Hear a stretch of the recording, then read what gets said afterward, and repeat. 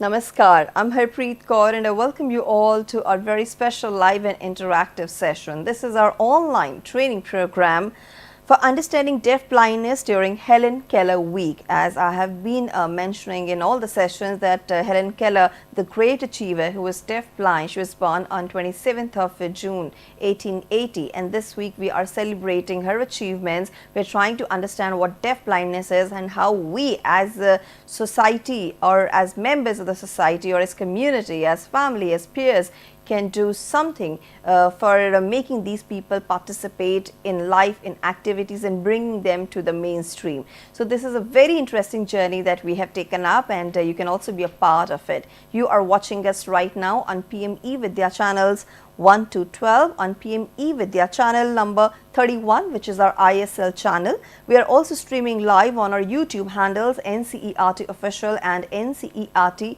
Events. And let me tell you that the session is live and interactive, and this session is brought to you by CIET NCERT in collaboration with definitely this wonderful organization called Sense International India, which is a exclusive organization that works towards deaf blindness. Now, I know that you guys really want to ask a lot of questions and you have curiosity in your mind. So what you can do, you can reach out to us. You can always give us a call, you can write an email and you can text us. Our phone number is 8800440559. We also have a dedicated email ID for you, that is dth.isl31@ciet.nic.in. And you can always put your questions in our live chat box, of course, on our YouTube handle NCERT Official. Now, it's a training program, which means there is going to be a quiz also at the end of the training session. This quiz will be open on the last day of the training session, that's tomorrow. It will stay open for 15 days. You can definitely participate, and if you score more than 70%, you will be granted a certificate. So what if you are unable to watch our sessions live? You can always watch them in the archive section of our YouTube handle NCERT Official. Now, for all these days, we have been talking about deaf blindness. We introduced this, disability to you, what exactly deaf blindness is. We also talked about facilitating meaningful communication. Then, of course, we talked about educating people with deaf blindness. Today, we are in day 4 of the training session. And the topic that we have taken up is extremely important, and this is something that concerns us all. We are going to talk about employment and independent living.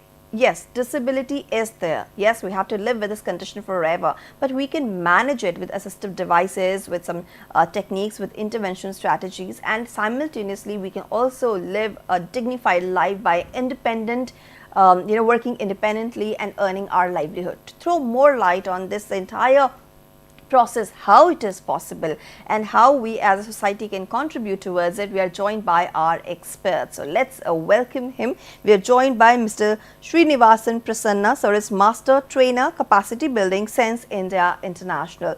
Sir, namaskar and very warm welcome to the session. Namaskar, very good morning. Thank you very much for the opportunity. We now understand what exactly deaf blindness is and how people living with it are facing a bit of challenges in their life. We also understand it's an awareness module. So just, if you can share some figures with us, do we have some kind of statistics where we can say that this much is the population of people with deaf blindness? Yeah, definitely. We do have an estimation of around 5 lakh persons with deaf blindness or living in our country. Okay. There's no proper or exact statistics or only we have the estimation. It comes to 0.04% of our overall population. That is, those who are living with deaf blindness. Okay. Now, sir, deaf blindness is recognized under the policy that we know. So, I want to understand which policy are we talking about here? Is it RPWD Act or there are like some other policy measures as well? And who is catering services for PWDB? Yeah, you are right. The deaf blindness is mentioned under the Rights of Persons with Disability Act 2016. So it is mentioned under the multiple disabilities, including deaf blindness. So deaf blindness is recognized under RPWD Act. And around I can say around 60 NGOs, 60 NGOs, they are catering services across our country. Okay. So it's covering around 24 states of our country, which includes some of the government sector as well. All right. The and also I can say this includes all the mainstream schools. As per the policy, none of the schools can deny admission to any persons or any student with disabilities. This includes students with deafblindness as well.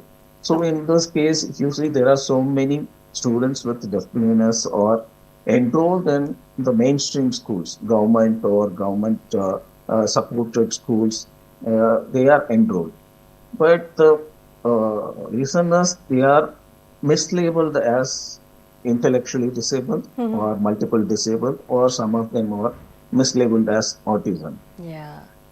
So this mislabeling is extremely harmful, because correct assessment is essential if you want to obtain the certificate of disability and if you want to get the need-based interventions that are required. Also, it gives you opportunities in various sectors, be it education, be it workplace settings.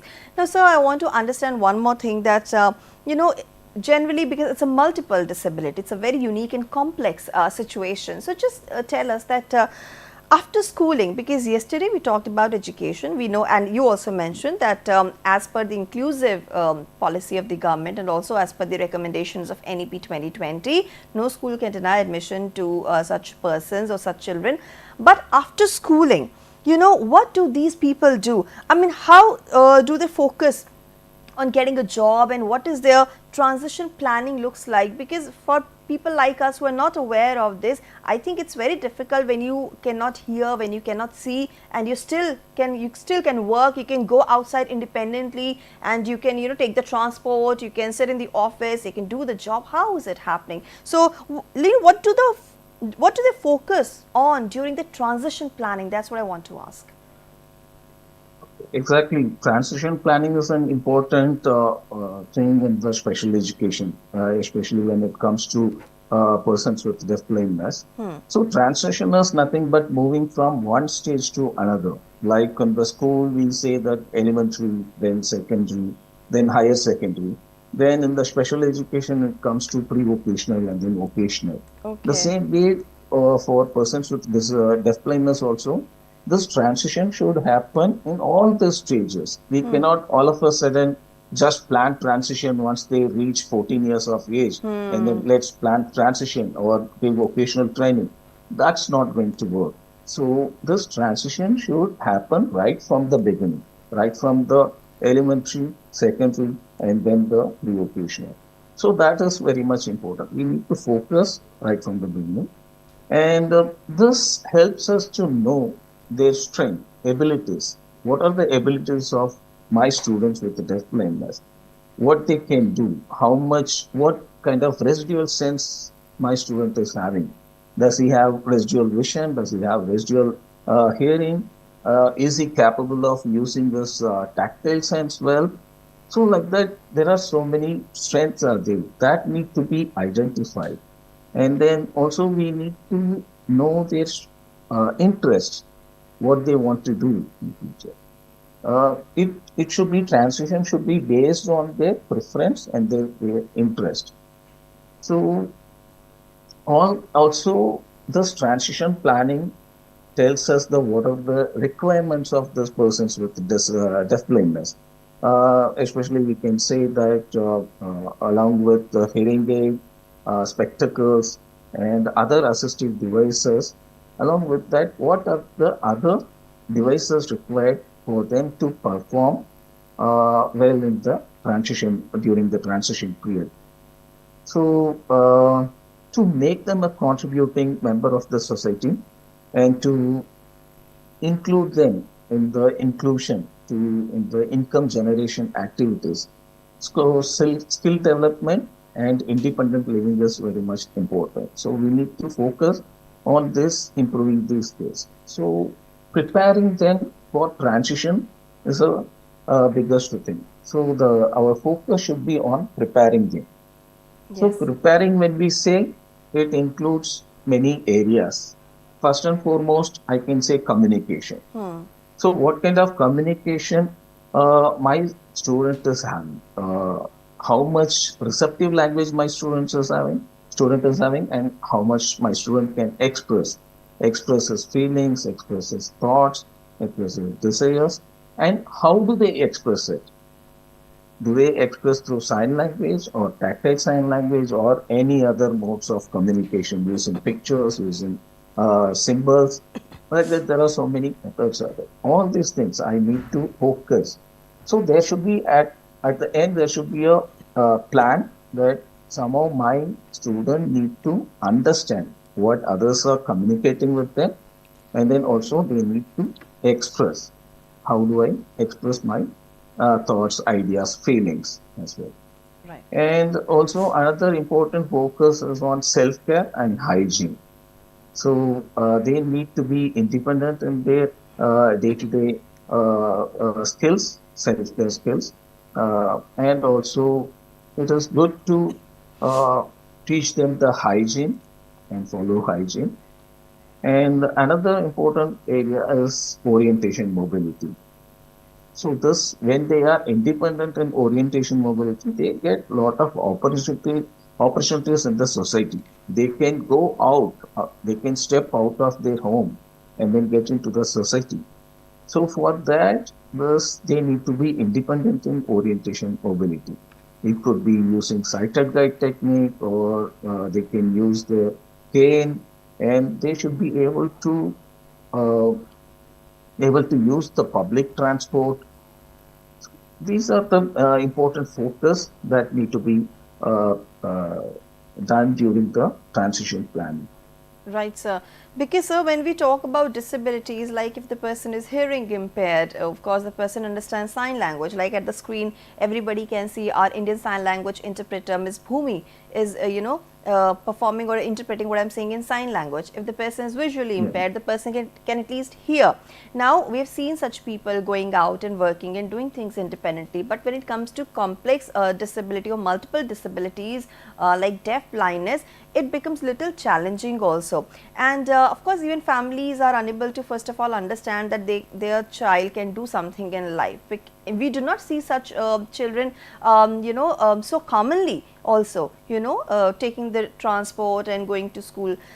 So when we talk about the mode of learning, we understand that deaf blindness does not always mean 100% deaf and 100% blind. It depends on the severity of the disability. And you also mentioned in yesterday also we learned that it's all about observing the child, what the interest is like and how child can learn, because we have to form the association also, of the concepts that we want to teach them. Now let's try to understand about their mode of learning, and when it comes to earning income and earning livelihood so that they can contribute significantly to the society, what kind of vocational training is required or skills that can be imparted to such people, and what kind of vocational units exist? Because there's something even I'm very curious to learn, that they will take definitely little longer as compared to other kids who are into vocational sector learning the skills and getting the training. So what kind of suitable jobs or suitable training sets are there for them? Example, we have in our partner programs, there are many vocational training skills are being taught to students with deaf blindness.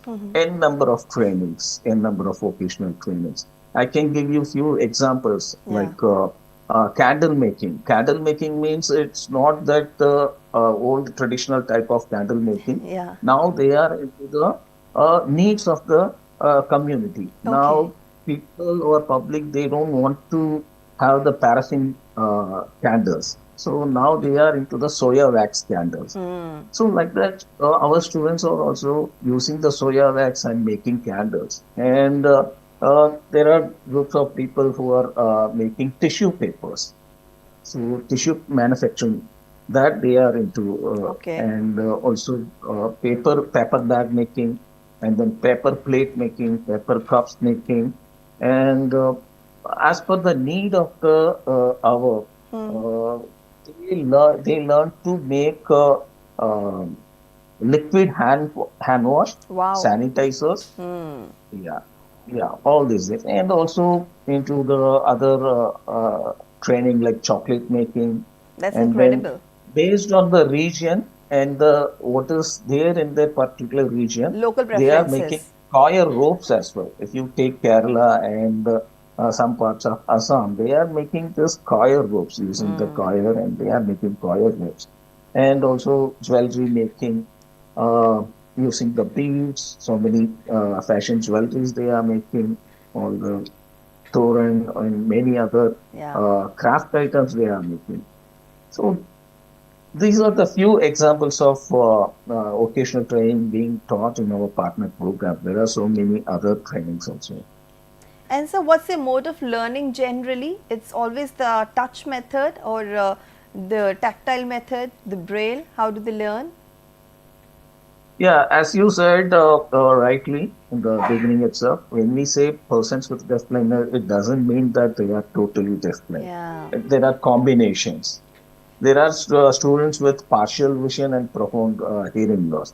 There are students with total blindness with partial sighted. There are students with partial vision and partial hearing. There are students with total deaf blindness as well.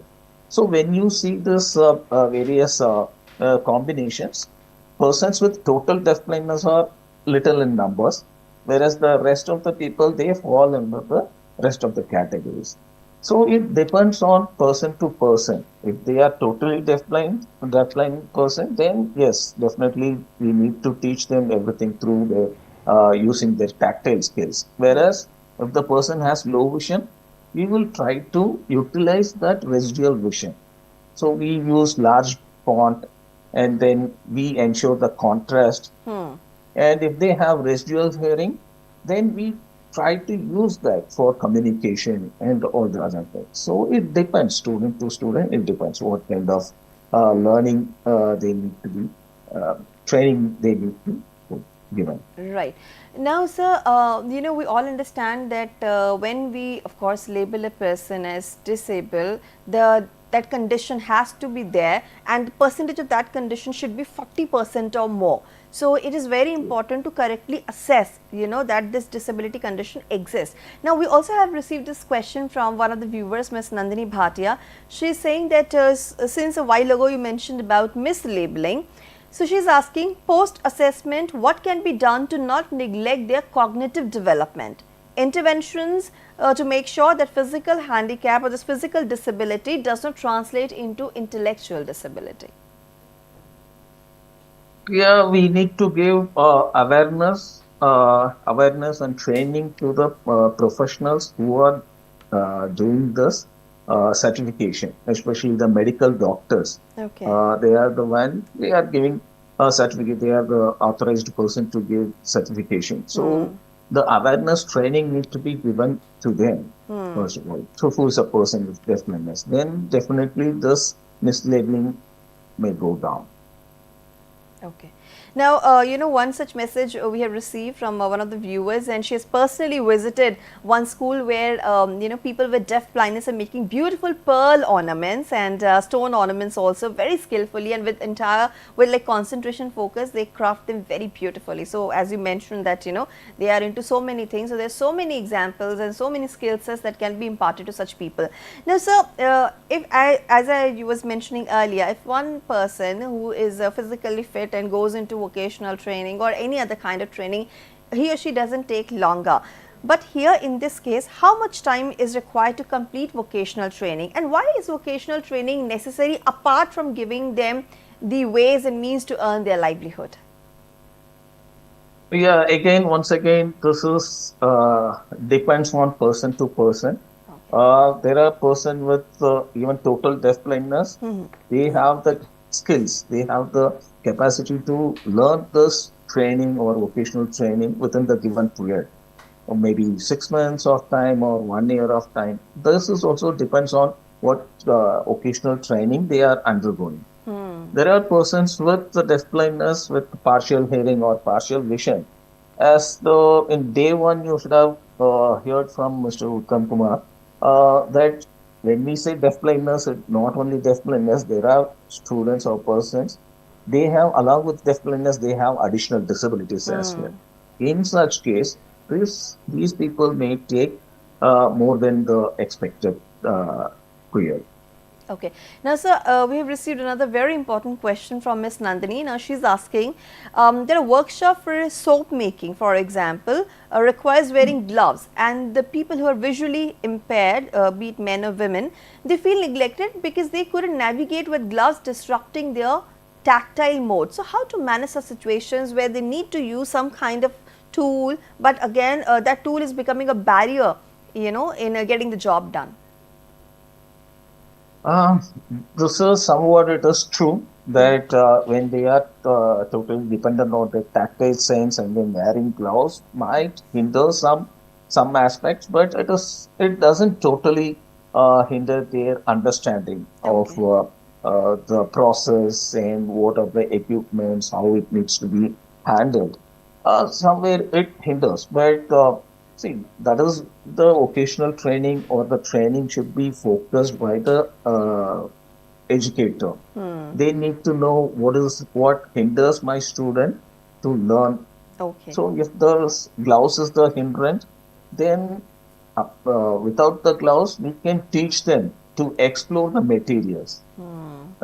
Separate timing could be given to explore each and every material. But when the process comes, safety is the first one. So Yeah, that time they need to wear the gloves. So absolutely. we do not straight away jump into the process. There are steps are there to make them identify each and every items or tools used Okay. in the occasional training. So that special timing, separate timing is given to for them to explore the tools, to learn the names, and to how to operate the tools. Everything is separate training is given, and then only they will be taught to jump into the process. Okay. Now, so there are steps involved as you mentioned, and hence it's a time taking process because you need to establish the connection, the association, and you have to be very vigilant because safety cannot be compromised here. So, after they complete their vocational training, what are the job options available for people with deaf blindness? See, job options as for other persons with disabilities, same it is job options are in the open employment and also job options available in the sheltered employment. And also now in Sense International India, we do income generation activities. That Okay. is called supported self-employment. There are many persons with the deaf blindness who are carrying out this income generation activities all by themselves, and still there are some persons with deaf blindness with additional disabilities. They do engaged in the income generation activities, but with supports of family persons. So this we call as supported self-employment. These are the various employment opportunities available in the society. Okay. And what are the various types of self employment that are carried by people with deaf blindness? What are those self employment opportunities? Can they start their own startups? Yeah, there are, we have around 500 young adults with deaf blindness who are doing their income generation activities under so many different categories. I can say that cattle rearing. So yeah, there are people in the villages, they do the cattle rearing. And Okay. then cattle feed selling, whatever the feeds they are giving for the cattle, they selling those cattle feeds. And then there are many people, they are running petty shops. And you can't imagine even a person is running a barber shop in the villages. Person with breast blindness is running a barber shop. And there are a few young adults, they are doing massage. So they have completed their diploma in massage, and then they are doing the massage therapist as working as a massage therapist, and then garland making, and then PVC pipe bends. There are PVC pipe which comes for electrical work and plumbing work. There is a benders required. That benders separately made in a place. Some of our young deafblind adults are involved in this PVC bend making also. These are the few examples. There are so many other uh, areas also they are employed in. Okay. So, as I say, there is always a silver lining in the dark clouds. Just because we are not aware, we think that these people can't do anything in their life, and they are going through some really challenging times. So, as family, first of all, we need to understand, and then comes the role of teachers, society members. So, it is extremely important to have the awareness from where we can actually access the information and where are the opportunities available. It's very important to have that knowledge. Now, just for the viewers and for everybody out there, it's important to understand your organization. Of course, Sense International India is doing a lot of work in this regard. If we talk about the government, of course, it has many policies in place. So, does government provide vocational trainings at affordable prices and sometimes free of cost also? And how many such training centers are there in the country? Do they also get some assistive tools and devices, to commute and reach the workplace and stuff like that? Or any stipend for that matter while they are doing the training? Exactly. There are government organizations which provide technical training, like under the Ministry of Labor and Employment, Okay. Vocational Rehabilitation Center. This is the term which was used earlier. Now it is vocational VRC is called as NCSCDA, that is Okay. National Career Service Center for Differently Able. So there are 24 such NCSCDAs are there in our country. And there is a one service, one NCSETA in Vadodara, which caters training exclusively for women with disability in Vadodara. And there are 22 coaching cum guidance centers for scheduled caste and scheduled tribe persons with disabilities in Okay. our country.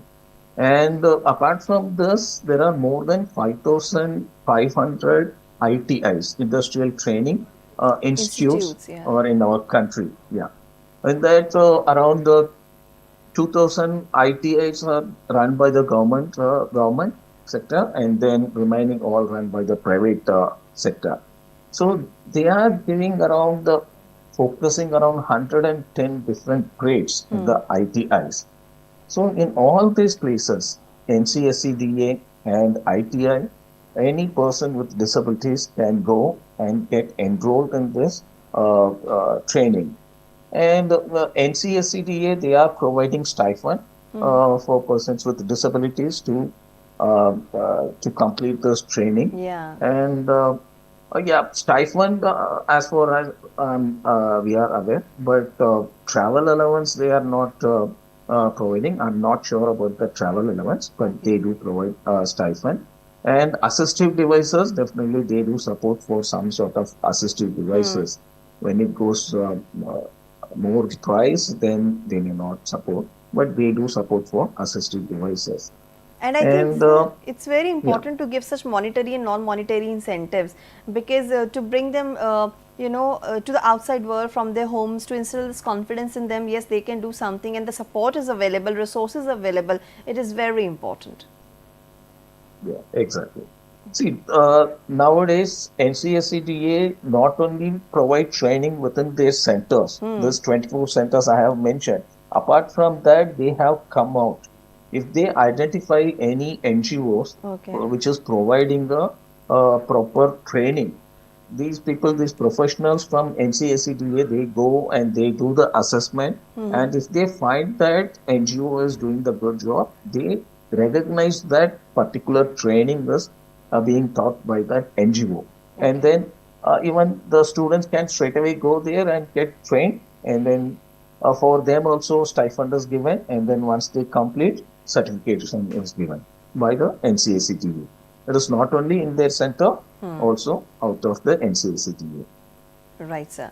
Now, so we have received one, question from one of the viewers. Not necessarily, it's about the hearing and deaf blindness, but it's about hearing disability. And there is Soma Dang who says that in her school, a student is having 90% hearing disability. What type of training or he or she should be provided so that he or she can earn his livelihood?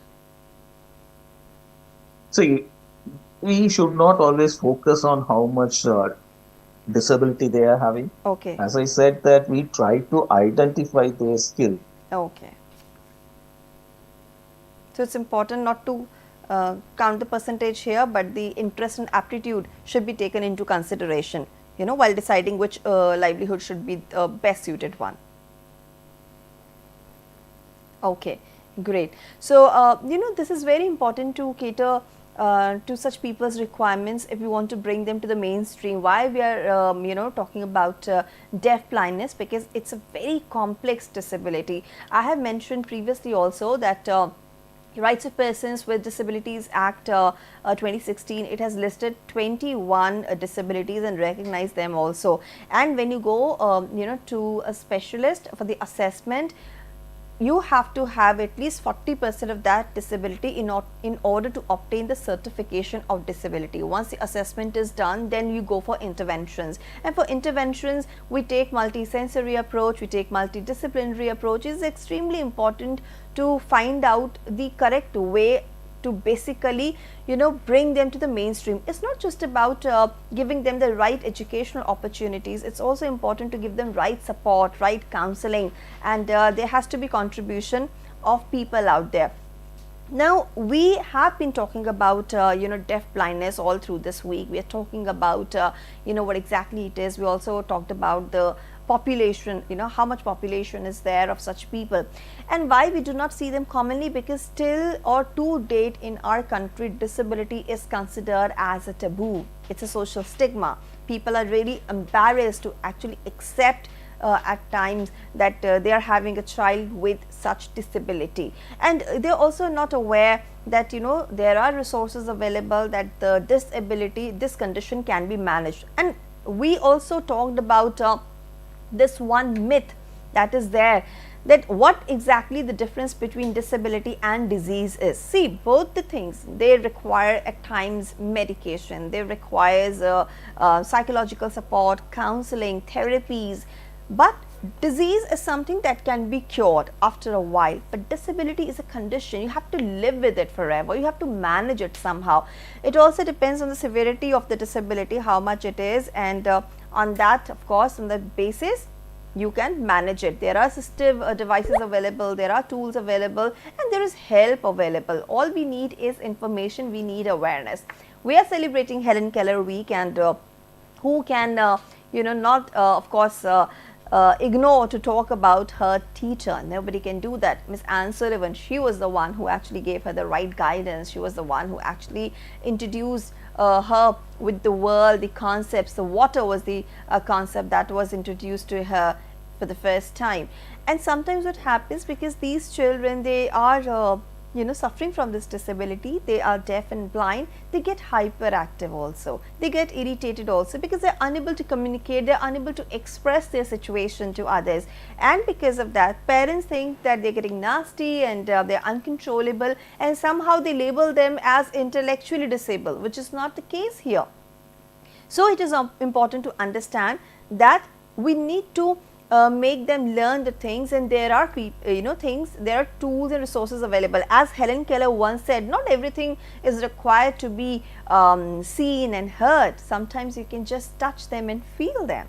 You know, isn't it amazing? So, once you start working with them, you have to start, you know, at home. Charity begins at home, as they say. So, you start giving them training at home, and you can do that by the touch method, tactile method, braille is there, and make sure you are consistent with that training. You are adopting the same kind of practices, you are, you know, using the same kind of strategy, so that the association stays there. Otherwise, they will also get confused and they won't be able to work confidently.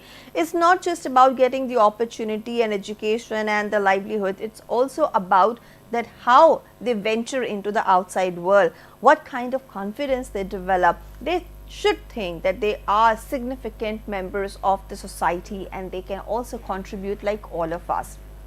Now, when we talk about rights of persons with disabilities, it is important to go through this act, and you have to understand the rights also, because there are certain provisions that we need to be aware of. Whenever any disability condition is assessed, it is not assessed just like that. There are signs and symptoms available, and early the diagnosis, the better it is. So, it's better that you go to the right person, the medical person, medical professional, or the therapist to get it diagnosed or assessed. Now, when we talk about hearing impairment, generally people go to ENT specialists. Yes, that's the norm that we follow.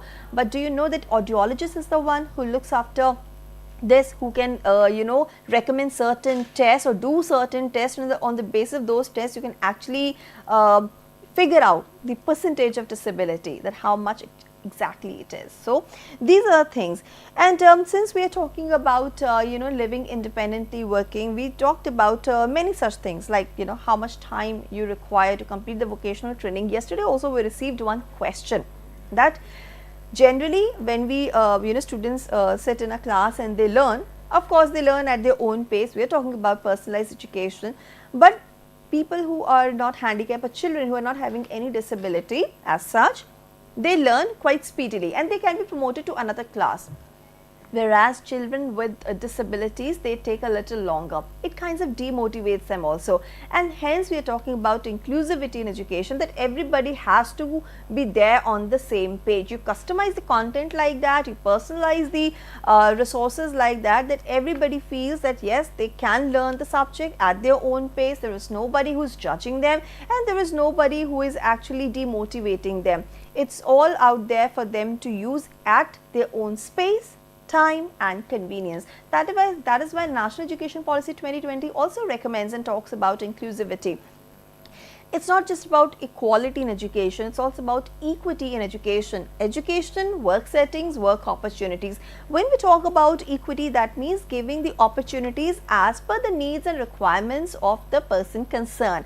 And same goes for the workplace settings also. So what if they are unable to go into all the professions that are there? There are certain vocational education opportunities, they can take them.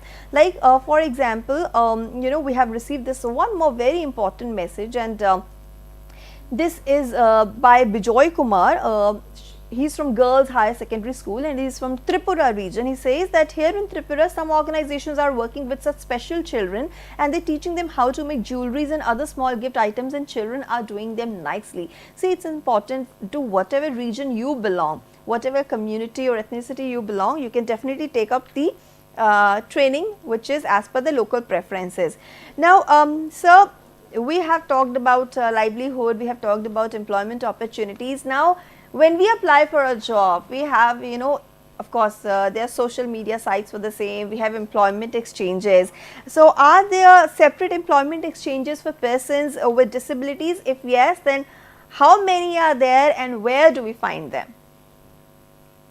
Yes, there are special employment exchanges available in our for persons with disabilities. So overall, the general employment exchange, around 950 employment exchanges are there for general employment registering. Under that, 43 special employment exchanges for persons with disabilities. And there are 38 special cells for disabled persons are functioning in the regular employment exchanges in various states. Across the states, there are so many special employment exchanges are there. Okay. And sir, if we talk about the, at the ministry level, do we have any separate ministry dedicated to persons with disabilities? And if yes, what is the objective? Are there any public-private partnerships also that are there to build the skills of PWD, that is people with such disabilities? Yes, there is a ministry. So, MSDE, Ministry of Skill Development and Entrepreneurship, that is the ministry that has been set up Skill Council for Persons with Disabilities, SCPWD, Skill Council for Persons with Disabilities.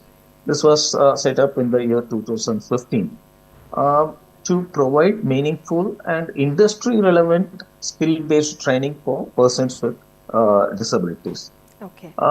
This is to create robust and vibrant ecosystem for quality education and skill development for persons with disabilities in our country. Right. Now, sir, we are talking about vocational training, vocational skills at time and again. So, I'm sure there is some curriculum dedicated to vocational training. If yes, who develops this vocational curriculum? And after completing the skills training, where do they get the job placements? Yeah. There is NSDC, National Skill Development Corporation, which was set up to have public-private partnership to have the sustainability support of system required for skill development of persons with disabilities. So under this, there are almost 38 sector skill councils in our country. For example, agriculture sector, aerospace, aviation sector, beauty sector, construction sector, domestic worker sector, hospitality sector. Like that, there are 38 various skill council sectors are the sectors are available. So there are over 600 corporate representatives in the governing councils. And these skill sectors is sector skill council. They have developed around 2,500 job roles. They have identified 2,500 job roles in this from these sectors, 38 sectors. Out of this 2,500, they have identified more than 300 approved job roles for persons with disabilities. Okay. And so do they get, yeah, please continue. Yes, please. Okay. So around 300 job roles they have identified. These are the jobs could be done by persons with disabilities in this sectors. And then out of that, have developed more than 50 model curriculums for persons with disabilities. Okay. So these model curriculums, they are with the NSQF, National Skill Qualification Framework. There are levels of it, level 1 to 8, 1 being the easiest one and 8 being the difficult one. And they have identified from level NSQF level 1 and 2, 50 model curriculums they have developed for persons with disabilities. And this persons with disabilities includes persons with visual impairment, hearing impairment, intellectual disability, orthopedical handicap, like this. But what this 50 curriculum, it is not developed for persons with deafblindness. Okay. And do they get reservations in government jobs? Yes, there is a reservation. There is 4% reservation in the government for persons with disabilities, and then 1% is for persons with multiple disabilities, which includes persons with deafblindness. Okay. Now, so we're talking about opportunities, but I'm sure that there are certain challenges also that exist simultaneously. So what are the major challenges that, generally we experience in terms of giving skill training and getting these people jobs? Yeah, as I said that there are 50 model curriculums, which was developed, more than 50 model curriculum, which was developed for persons with disabilities. But it doesn't include persons with deafblindness. That is the major challenge. So, Sense International India, what we thought is we need to adapt this 50, adapt some curriculums for persons with deafblindness from this out of this 50 trades. So, we conducted a national level workshop with the senior professionals working in the field of deafblindness, and then these professionals, they choose 12 different trades. They identified 12 different trades. These trades could be trained by the in these trades, persons with deafblindness could be enrolled and they could be trained. Right. Like I can say some name of the trades like helper mason, assistant mason, manual packaging, helper finishing, plumber, store assistant, car washer, dishwasher, stringing, beading artisan, cleaner, roadside eatery, coffee plantation worker, tea plantation worker. So keeping all the regions of our country, our senior professional chose this 12 trades, and then these trades are adapted for persons with deafblindness. Interesting. Now, sir, because we are left with very little time, and also I'm left with one last question. You're talking about your organization also. So what kind of future Sense International India dreams to build for people with disabilities? So, Sense International India's dream is to make streamline of this vocational routes. As I mentioned, there are more than 60 NGOs are involved providing services for persons with deafblindness, and many different vocational trainings are being taught. But these trainings need to be streamlined. Right. Streamlined in the sense there should be a module, specific module for all this training with timeline, either 6 months or 1 year, whatever the timeline. That timeline should be there, and also to have assessment, proper assessment and evaluation of after completing this training. And then person with deafblindness should get certificate. After successful completion, they should get certificate. Yes. And we are in collaboration with the Sector Skill Council of Persons with Disabilities Okay. to get these adapted traits recognized by this council. See, we have adapted the traits, but that need to be recognized by the government sector. So that is our one of the aim. And also our aim is to get placement in the corporates, placement for persons with deafblindness in the corporates Wow. and government sectors.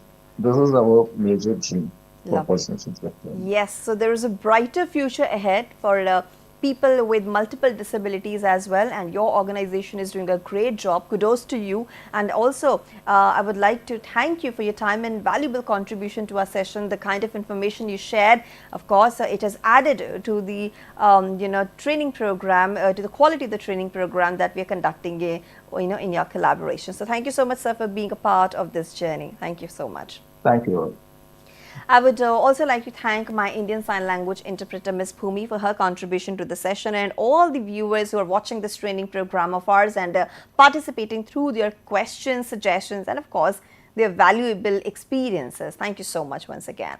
Now, I am wrapping up my session here. It was a day 4 session where we talked about employment and independent living. It is, of course, a wonderful course that we are conducting on understanding deafblindness during Helen Keller Week. Tomorrow, we'll be talking about role models, and we will bring you some wonderful stories of resilience. We have been talking about these people, how they work, how they go about life, and what kind of challenges do they encounter, how they overcome them and tackle them. And tomorrow we will be bringing you one such achiever. So please do participate in tomorrow's session. It's going to be the culmination of the training program and a wonderful opportunity for you to see yourself that yes, where there is a will, there is a way. With this, I am wrapping up the session here. And of course, some important updates for you. Let's talk about textbooks, which are available on Amazon, Flipkart and NCERT website for grade 4 and 7. And simultaneously, what you can do, take a look at what's coming ahead. So here is the program schedule. In a short while from now, you can watch our session on teaching learning interventions for inclusive classrooms, where the topic is going to be the smart monkey under the subject English. At 2 p.m. we will bring you a session of Urdu, followed by a session of social science at 2:30. 3 p.m. is the time for sciences, then a session will be there on mathematics at 3:30. 4 to 5 p.m. is the time for our online training program. Open education resources is what we are talking about these days, and we will end the day with our session Sahyog. With this, it's a wrap. This is me, Harpreet Kaur, taking leave of you, and will join you soon. Namaskar.